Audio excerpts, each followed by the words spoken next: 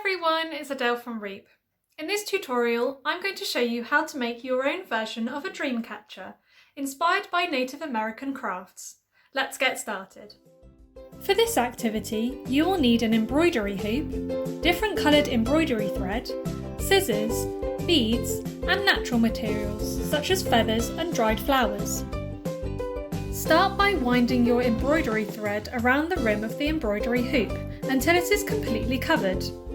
Try changing the thread colour every few centimetres to make it really colourful, just like I'm doing here. To begin making the inner web, attach a length of embroidery thread to your hoop by tying it in a double knot. Stretch the thread to a spot a few centimetres along the hoop and loop it around twice. Continue making evenly spaced loops until you are back at the beginning. Now do the same by making a second round of loops in the centre of the first length of thread. Keep the thread tight and it will start to form a web as you continue to add loops. As you continue, thread beads into your web to make your Dreamcatcher even more decorative. Once you've finished weaving your web, tie the end of your embroidery thread into the design and trim the end neatly away.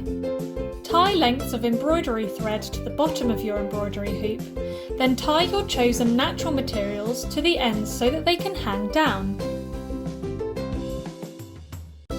Once you're happy with your design, attach a length of thread to the top so that you can hang your Dreamcatcher beside your bed, by a window or out in the garden. I hope you have lots of fun learning a little bit more about this beautiful Native American craft and make a Dreamcatcher of your own at home. Make sure to share your creations with REEP by tagging us on Instagram and Facebook. Bye!